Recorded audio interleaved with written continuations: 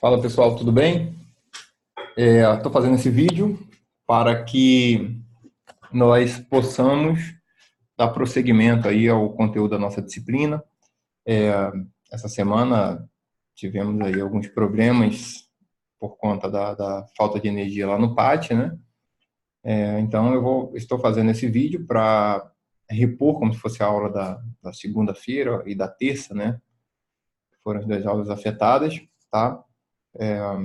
E aí, na semana que vem, a gente dá prosseguimento ao conteúdo. Esse conteúdo é para falar sobre fontes de financiamento, tá? Eu vou compartilhar a minha tela, tá bom? E onde tem uns slides, eu vou estar comentando e fazendo essa intercalação, né, entre o slide e aqui o meu rosto, né, para que a gente possa ter uma interação maior, tá? Então, vamos lá. Vou tentar fazer aqui o compartilhamento. Isso aí, beleza? Espero que todos estejam visualizando e o áudio esteja aí bem legal para vocês, tá? Diminuir aqui um pouco. E aqui, tentar tirar essa tela daqui da frente, para que eu coloque aqui em tela cheia. Então, vamos lá. Fontes de financiamento, tá? O que seria isso? São as formas, né? As formas que existem hoje no opções para que as empresas elas possam se capitalizar e se financiar, né? Seja para fazer uma alavancagem, seja para usar como capital de giro, né? Seja para pagar uma dívida com um valor maior, então ela se capitaliza, pega um capital mais barato para tentar pagar uma dívida mais cara, né? Então, existem algumas formas. Vamos falar primeiramente das formas de curto prazo, tá? A disciplina ela divide em formas de financiamento de curto prazo e de longo prazo.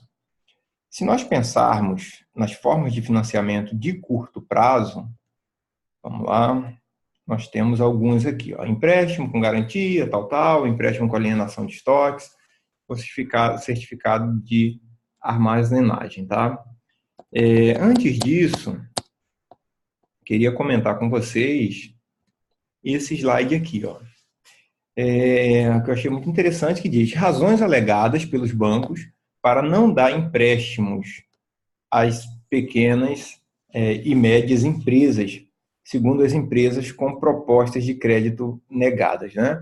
Então, o maior motivo que faz uma empresa, né, a gente pode considerar outras aqui, né, tem vários outros motivos menores, mas o principal motivo é falta de garantia real. Então, falta de garantia real. A empresa ela não mostrou capacidade para que ela pudesse honrar com seus compromissos, né?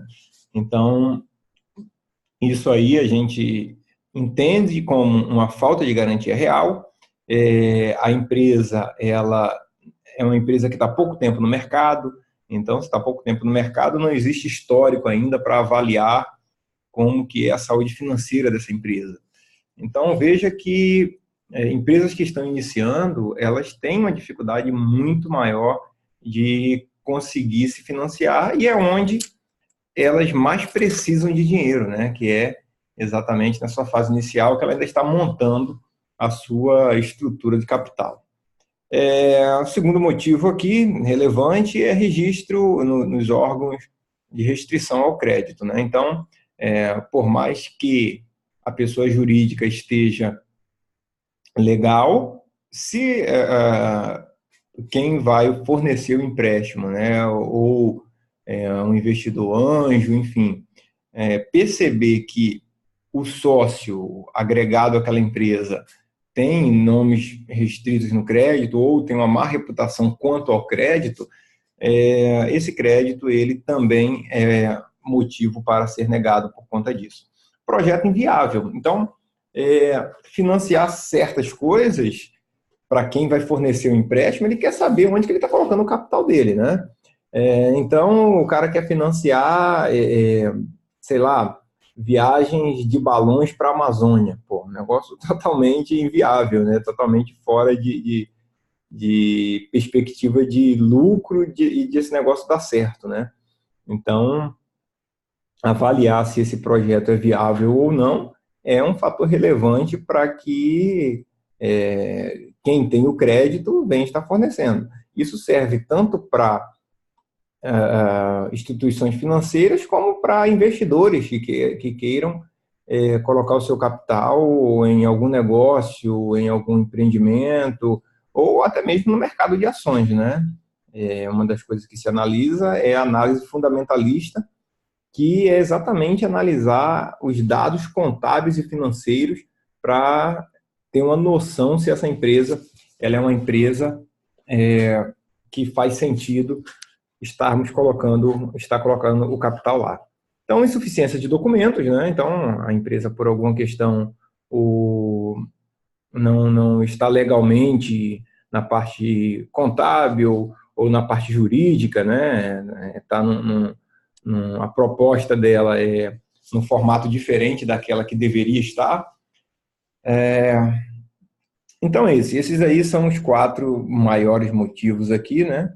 E outros, né? E aí são diversos de outros problemas que não cabe aqui no momento. Então, está aqui registrado como que foi a pesquisa. É uma pesquisa bem interessante. O fato, quais são os principais motivos de quem tem o capital negar o capital para alguma empresa que esteja querendo se financiar. Não passou, vamos para cá, foi. Vou diminuir aqui novamente. Então, outro dado muito interessante que eu achei. Taxa de juros máximo que as pequenas e médias empresas aceitariam pagar, caso o empréstimo fosse pago em 20 prestações. 30% colocou aqui até 1%, né, até 0,99%. Para quem já pegou empréstimo, ou para quem conhece o mercado de crédito, sabe que isso aqui é uma perspectiva fora da realidade. É uma perspectiva fora da realidade, porque eu não conheço ninguém que faça empréstimos que seja menos de 1%. Eu vou mostrar para vocês algumas outras fontes que existem que a pessoa realmente pode se captar, levantar um capital financeiro a menos de 1%. Mas, se for no caso de empréstimo, como é o caso aqui do exemplo, essa perspectiva aqui está fora da realidade. Entre 1,99, entre 1 e 2, legal, a gente encontra, dependendo do porte da empresa que está fazendo essa captação, dependendo do porte da empresa que está oferecendo esse crédito, é possível que haja um empréstimo nesse valor. E acima disso também é mais normal ainda, né? É interessante que tem empresas que aceitariam se captar, né? Captar um recurso financeiro acima de 14%. Isso me espanta muito, porque uma taxa de juros altíssima e desnecessária. A pessoa realmente tem que estar com uma capacidade muito ruim financeiramente das suas contas, né, do seu saldo em caixa, ou do seu capital social, para aceitar um empréstimo de 6%. Mas também não é difícil. Isso, na realidade, a gente vê direto. Pessoas trocando notas promissórias a valor de 10%.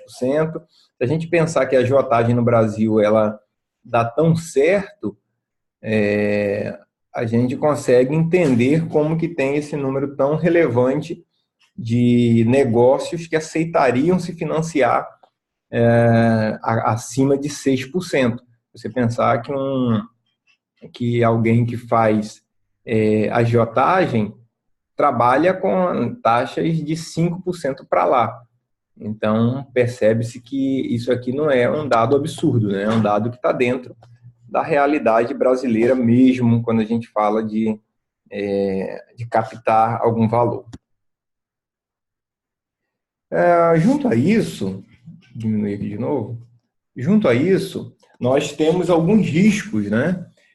As empresas, elas incorrem em alguns riscos, e quem está oferecendo empréstimo sempre analisa o cenário para ver em que riscos que ele está entrando ao emprestar esse dinheiro, né? Existem aqueles riscos que são que tem a ver com o negócio em si, riscos financeiros, econômicos, e tem aqueles riscos que são meramente humanos, né? Ninguém é obrigado a assumir riscos, né? Por exemplo, se você quer abrir uma padaria no topo de uma favela, isso é um risco totalmente seu. Você poderia pegar e investir um pouco mais e abrir lá no Leblon, certo? Então, esse risco humano é um risco muito inerente ao negócio. O risco do negócio, ele é muito próprio. Por exemplo, alguém que quer trabalhar com Uber, ele aceita um risco que alguém que está trabalhando, abrindo uma padaria, não tem. Então, é um risco muito específico daquilo ali, que o empresário aceita, e é bem inerente ao negócio, né? Tirando esse tipo de risco, a gente pode falar de dois tipos de riscos, que são o risco econômico e o risco financeiro, tá? Vou ler aqui para vocês. O risco econômico revela o risco da atividade da empresa, né? Admitindo que não utilize capital de terceiros para financiar seus ativos. Então, esse risco é um risco, eu diria, próprio do negócio, mas é um risco da empresa ela não ter capacidade de honrar a longo prazo os seus passivos, né? Ou os seus financiamentos, eu diria. Quando nós vimos lá sobre a questão do fluxo financeiro e o fluxo econômico, né? A gente vê que o fluxo econômico, ele lida com o fato gerador e não com o fato propriamente da entrada e saída de dinheiro. Então, quando a gente coloca o risco econômico, a gente está falando muito mais de questões internas, em questões da empresa ela saber administrar o seu patrimônio do que propriamente de dinheiro, né? E quando a gente fala de risco financeiro, é o risco adicional assumido pela empresa ao decidir financiar-se também com dívidas. Então, aqui exageram a questão de passivos correntes, né? Quando a gente fala de risco econômico, a gente está falando de sociedade. Então, imagina que a empresa ela se financia somente com abertura de capital, com novos sócios, ela fica apenas no risco econômico, porque ela não tem obrigação de pagar aquele valor investido. Enquanto no risco financeiro, esse é um risco total e um risco totalmente iminente. A empresa ela precisa pagar na data certa o capital investido mais os juros. Então, acaba sendo um risco muito maior do que esse risco econômico, que a empresa ela não tem essa necessidade iminente de estar honrando, né? Então, junto a isso, nós temos alguns tipos de riscos interessantes que vale a pena eu comentar aqui com você, e até porque também é relativo à nossa aula, né? O primeiro risco é o risco de mercado. Risco de mercado, o que seria isso, né? Quando eu falo de risco de mercado, eu estou falando do risco de demanda e oferta. Demanda e oferta. Porque quem decide o valor que as coisas terão no mercado é demanda e oferta. Então, o risco de mercado é esse risco. É o risco daquele seu produto ele não ser bem aceito pelo público. Então, o público decidiu boicotar todas as lojas da McDonald's, vamos a um exemplo, né? Então, o público decidiu boicotar todas as lojas da McDonald's. Por que decidiu? O produto está ruim? Não, simplesmente por conta de demanda e oferta. A oferta existe, mas a demanda resolveu não mais dar valor àquele produto. Então, esse é um risco comum demais dentro da economia, porque as pessoas elas vão tomando decisões de acordo com seus gostos e de acordo com o marketing que se apresenta, enfim, e com com o momento, né? Com o momento da história, com o momento econômico, com o momento financeiro. Então, isso tudo influencia no risco de mercado. Nós falávamos em sala, por exemplo, você abrir um shopping para cachorro na Baixada Fluminense é algo que tem um risco de mercado muito grande, porque aquela população ela é uma população que não está propensa a aceitar esse determinado serviço. Enquanto se você coloca isso na Zona Sul, o risco de mercado para esse tipo de serviço é muito menor, porque a população ela está muito mais aceptível a conseguir, né, abraçar esse mercado e realmente consumir, né? Me faltou a palavra aqui. Mas beleza, pessoal. Então, ó, alguns riscos, eles são importantes para que quem tem o capital, ele realmente decida por oferecer esse capital. E o risco de mercado é algo que tem que ser muito bem avaliado, porque se aquele negócio ele está no local errado, no momento errado, passou o time dele, investidor nenhum vai querer colocar dinheiro naquele negócio ali, né? Então, beleza, esse aí é o primeiro risco, é um risco fundamental quando se analisa propostas de fontes de financiamento, tá? Risco legal, pessoal, risco de liquidez, pessoal, desculpa, o risco de liquidez. Esse é um segundo risco, vou botar meu rosto para cá. Esse é um segundo risco que tem a ver com capacidade de algo se transformar em dinheiro, certo? Risco de liquidez, capacidade de alguma coisa, algum bem, algum serviço ou algum valor, né, se transformar em dinheiro. Isso é liquidez. O que é mais líquido, né? Eu sempre faço essa pergunta: o que é mais líquido? Você tem uma casa ou você tem um cheque? O cheque ele é muito mais líquido, você vai lá e troca ele. Então, você tem uma casa e um cheque no mesmo valor, o cheque ele tem uma liquidez muito maior do que um imóvel, né? Então, é isso. Quando se analisa, a gente vai ver daqui a pouco, no estoque, por exemplo, tem determinados estoques que têm um risco de liquidez muito alto. Aquele estoque, ele jamais vai se transformar em dinheiro, ou jamais não, mas dificilmente ele vai se transformar em dinheiro, ou muito mais raro do que outros tipos de bem. Então, a empresa, os financiadores, né, quando vão fornecer também um capital, eles sempre analisam o risco de liquidez daquele negócio. Aquele negócio ele se transforma em dinheiro muito rápido ou muito baixo.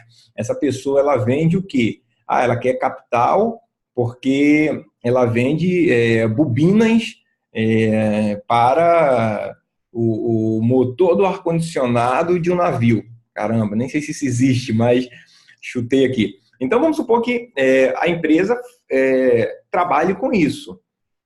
Quem vai fazer o financiamento, né, quem vai emprestar recursos para essa empresa, ele vai sabendo que o risco de liquidez é gigante, porque a chance dessa empresa ela vender poucas peças ou nenhuma acaba sendo muito grande. Eu estou falando aqui também, mas sem nenhum conhecimento, né? Às vezes esse mercado é um mercado ultra promissor e totalmente líquido, mas enfim, é um exemplo que me veio à mente aqui, tá? Vocês podem pensar em diversos outros que se encaixe aí dentro dessa proposta, tá bom?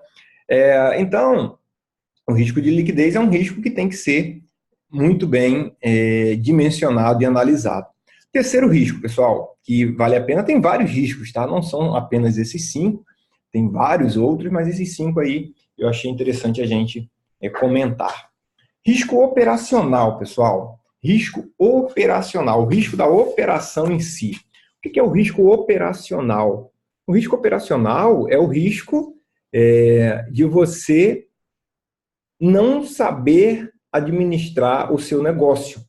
Ou de você, exatamente de forma bem sintética, é isso. Você tem funcionários mal preparados, né? você tem funcionários que não têm nenhuma motivação de estar ali, você tem um processo totalmente burocrático que não serve para... não dá dinamismo no negócio, você tem uma estrutura, vamos pensar numa loja que acaba sendo tudo muito embolado dentro da loja, ninguém consegue encontrar o que é nada, isso atrapalha clientes muitas vezes optam por não ir à sua loja exatamente por essa confusão dentro dos produtos. Você tem um restaurante, mas o seu restaurante não tem banheiro, não tem um parquinho, então isso tudo é risco operacional. Perceba aqui, quando você pensa no restaurante, né? Ele tem uma comida boa, está num ponto legal, porém não tem banheiro. Imagina um restaurante sem banheiro. Eu já tive essa experiência de sair de um restaurante exatamente porque não tinha banheiro. Então, assim, um negócio que primário, né? Como que você vai fazer um restaurante sem um banheiro? Mas acontece. E é um risco operacional. O cara não soube, o gerente lá, não sei como, não pensou em colocar um banheiro dentro do estabelecimento. Aí você vai, leva a criança, tal, criança quer ir no banheiro, criança normalmente não, o adulto consegue se segurar, tal, a criança ela quer ir naquele momento, tem que ser naquele momento, e aí o cliente decide não ir para aquele local por conta de uma estratégia de gestão errada, tá? Então, isso é um risco operacional. Outro tipo de risco operacional, você tem um funcionário que está furtando, né? Que está furtando o seu caixa no final do dia. Então, todo dia, esse funcionário ele vai lá e desvia, né, algum recurso que entrou ali e você não tem noção do que está acontecendo. Então, isso é um risco operacional. Ou um funcionário que não fica atento ao lanche que está sendo pago para as pessoas, né? E volta e meia acontece de encontrar lá um cabelo, uma perna de barata dentro desse lanche e você, às vezes, está fora, é só o dono, enfim, e não está acompanhando o negócio ali todo dia, e está lá acontecendo um risco operacional que o seu negócio pode estar indo para o buraco. Então, isso é outro tipo de análise que quem empresta tem que estar muito atento a isso. Não falando apenas de empresas grandes que emprestam, bancos, instituições financeiras, porque essas já fazem isso automaticamente. Elas já têm na sua política, né, de fazer todo tipo de análise de risco. Só que eu falo isso também como pequenos investidores de muitos negócios que eu hoje invisto, e vocês, alguns, pode ser que invistam ou vão começar a investir, vocês têm que pensar muito nos riscos que você está incorrendo em colocar o seu capital, né? Então, pessoal, mais um tipo de risco é o risco legal, tá? O risco legal. O que é o risco legal? O risco legal é o risco da lei, é o risco de estar incidindo em algo que a lei ela não ampara, ok? Então, você está investindo em terrenos, na margem aqui ali da Brasil, né? Então, a Brasil está lá com vários terrenos bacanas por um preço legal, você vai lá e compra aqueles terrenos. Quando você adquire aqueles terrenos, o terreno passou a ser seu, riscos e bônus está agora sobre sua administração, e de repente você percebe que você comprou aqueles terrenos para construir imóveis comerciais, e de repente você descobre que naquela região ali não se pode construir nada porque é uma reserva ambiental. E aí? Que risco você correu? Você entrou dentro de um risco legal. A legislação ela não te autoriza a fazer aquilo ali e você está lá agora com o seu terreno, não pode construir nada, já perdeu o vínculo total com o antigo proprietário e por falta de conhecimento você incide dentro de um risco legal, né? Se a gente pensar dentro desse risco legal também, imagina para que os IFRS foram criados, né? O pessoal de contábeis aí sabe do que eu estou falando. São normas, né? São normas internacionais sobre as regras da contabilidade que vale para todos os países associados. Então, a maioria dos países, pelo menos os maiores países do mundo,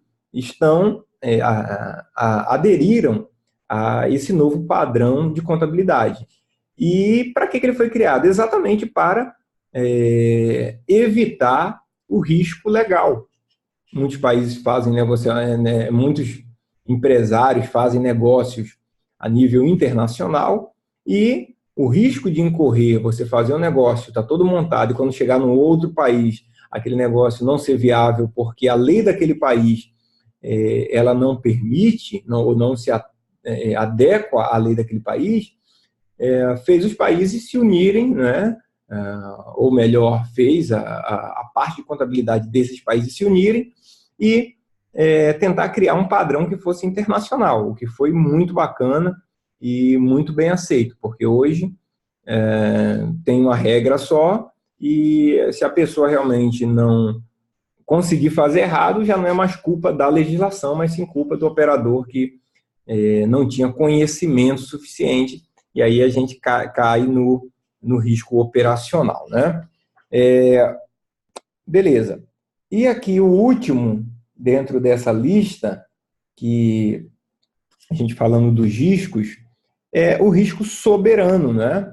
É o risco que o país tem de você estar investindo nele, ou de um negócio desse país. Então, imagina, o Brasil, ele é um país que tem um risco enorme, o risco Brasil, né, o risco de soberania brasileira de pagar em dia as suas dívidas, ela é enorme, o risco de não pagar, na verdade. Se você pegar países como o Canadá, como a Austrália, o risco é praticamente zero, mas então investir em países como esses que eu citei, para o investidor ele fica muito mais tranquilo. Ele sabe que aquele país ele cuida muito bem das suas finanças, aquele país ele não gasta mais do que ganha, aquele país ele é bem enxuto quanto à sua estrutura, de governo. Então, esse país são países que têm uma facilidade de angariar investidores muito maior do que países pobres e que têm um padrão de gasto muito alto, que é o caso do Brasil e de outros. Por isso que o risco brasileiro ele é muito alto e as agências de classificação de risco, né, Standard Poor's, Moody's, Fitch, elas avaliam o risco brasileiro muito alto.